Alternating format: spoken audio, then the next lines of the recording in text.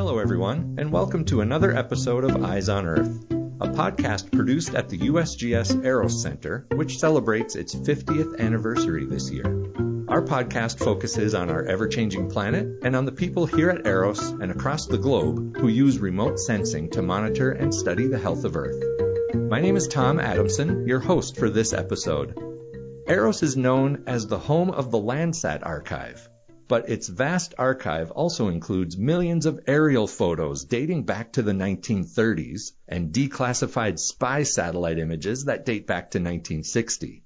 And a lot of that is on film. EROS has actually been working with film for its entire 50-year history. Today we're going to talk with Tim Smith, Information Management Services Archive Task Lead, and Mike Osted, Digital Lab Capture Lead, about how we're making that film accessible. First, let me ask Tim, why did EROS end up with this extensive film archive? Well, it's important to remember that Landsat was a film-based system in its early years from 1972 right on up into 1992. All of the Landsat science was conducted on hard media as well as the aerial mapping activity at the time. So it was a natural mix to have both film archives supported by the same rather large photo lab in providing those prints and film products to the end user. All of that being done at the cost of fulfilling an order, so EROS was really accepting dollars for this exchange of products going out the door. And that would then be eclipsed later as all that data was available at no cost by the 2008 timeframe. Okay, at first it took staffing to make that film and printouts available to people. That's why it cost something. Now everyone can just download it on their own, right? Right. Since it's all digital, then it becomes an internet access capability, and we still don't provide any hard media, but to the public, they can get the data at no cost. What sources did this film come from? I think you mentioned the USGS mapping, and that's where we got some of the film. Where else did it come from? Yes, the mapping centers at the time, we had Menlo Park, California, Denver, Colorado, Raleigh, Missouri, Reston, Virginia. They were doing the heavy lifting of producing USGS maps. And the time the Landsat came around, it has become a natural that says, well, we would certainly use Landsat imagery in that map production. So let's just consolidate the archive. Let's consolidate the use of a very large, elaborate photo lab and make that all happen. So EROS had this state-of-the-art film archive. How did it end up here at EROS?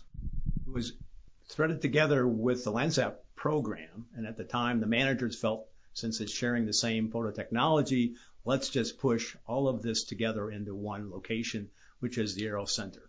What is the purpose of scanning the film?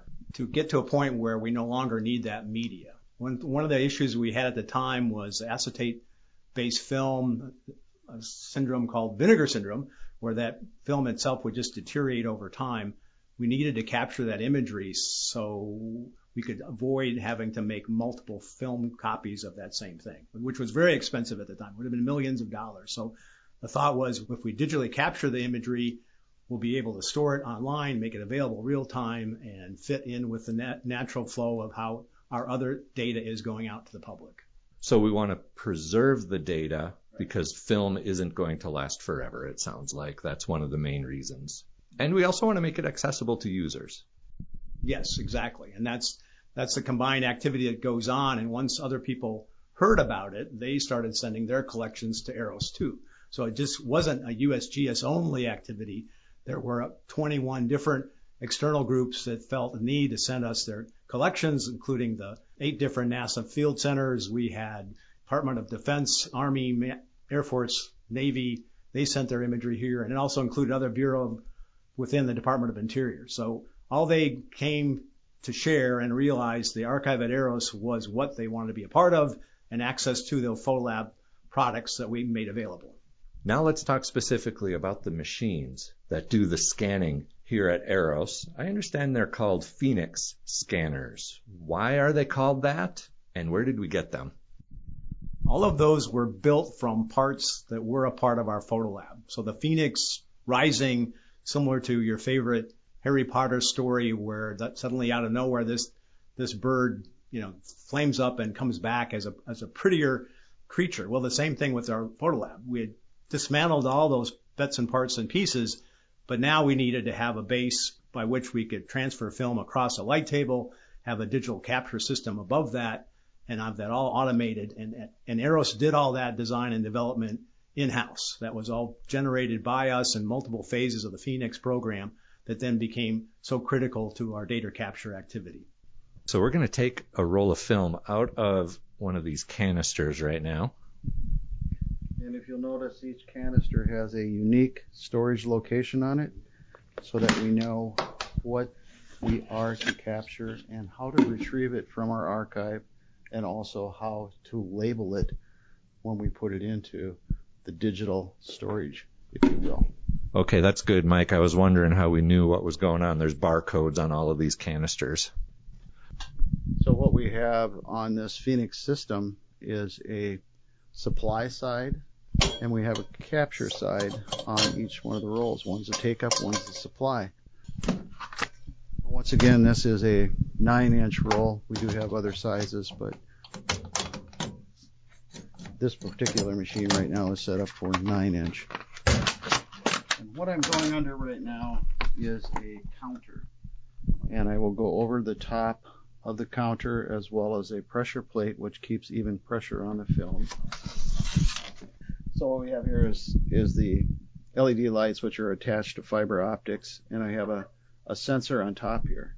And I'll drop that bar down with the sensors on. And depending upon whether it's a color or black and white roll, it will sense the densities between the frames on the roll of film.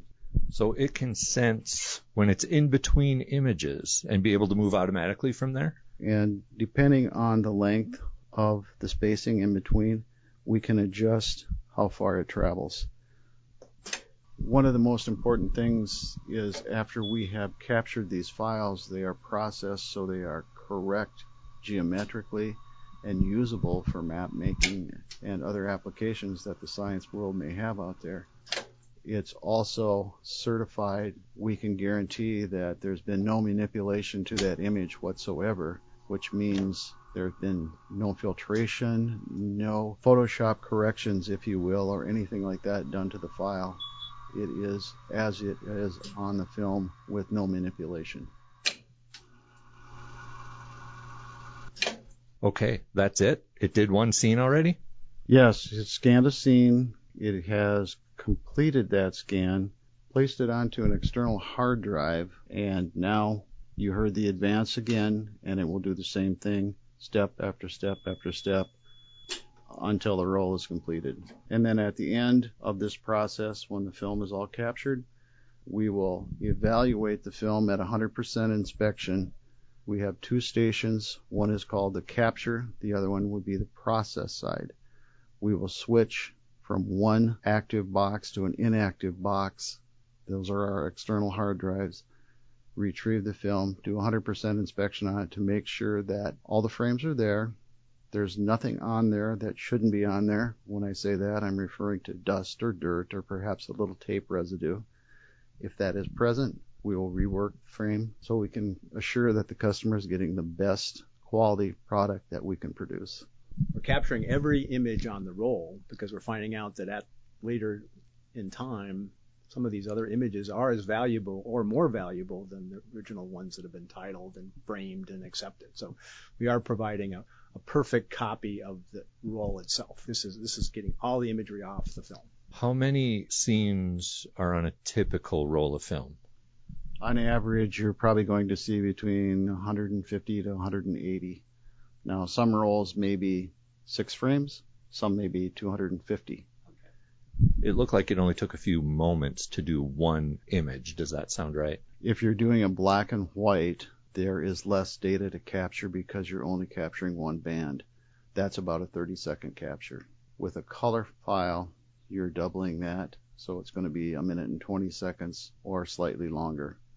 An entire roll then might take several minutes or longer? An entire roll, if it's a large roll, can take an entire shift. Like an 8-hour day? Yes.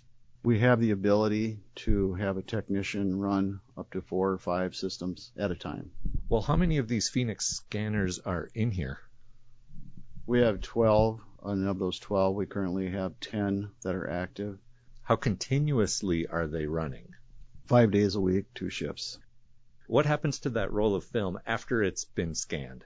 We return it to the archive, and at that moment there may be a future date where the film is retrieved, boxed up, and shipped to the National Archive and Records Administration because it meets a permanent record schedule that the USGS has. How many images have we scanned in EROS's history? Any idea? Over 7 million images were captured at 400 DPI to create the medium res browser product, and now we're going back through well exceeding 4 million images that are being captured at 1,000 DPI, the 25 micron, which is the Phoenix 5 product that goes into the archive and becomes immediately available for downloading by the public. So, for example, that image that we just heard being scanned, when is that image going to be available for the public to download? That image should be available within the next 2 to 3 days. I see a lot of rolls of film sitting around in the room here. How many images do you think we have to go? Or how many rolls of film do we have yet to scan? Well, to meet that 7 million mark that we did at 400 DPI, we still get about 3 million images to go. And this is where we're really trying to make sure that the public have access for a full high-resolution product on any aerial piece of film that we have here. So that's the goal. Okay. And are any agencies or entities still sending us more film to work with? We're on the receiving end of collections from the Bureau of Land Management. We think we've got all of their film. Unfortunately, when someone retires and they realize, hey, they got a closet full of stuff, we get a call. And then it becomes an issue of an appraisal to say, hey, is this something that fits the archive requirements of the USGS EROS Center? And that's gone through and scrutinized by our USGS staff. So it's possible that we keep getting more added to the scanning workload. These scanners are always going to be busy, it sounds like. I want to thank Tim Smith and Mike Ostad for joining us for this episode of Eyes on Earth, and to your scanning team for taking millions of aerial and satellite images from film to digital so that we can all use them. And thank you, listeners. Check out our EROS Facebook and Twitter pages to watch for our newest episodes, and you can subscribe to us on Apple Podcasts. This podcast is a product of the U.S. Geological Survey, Department of Interior.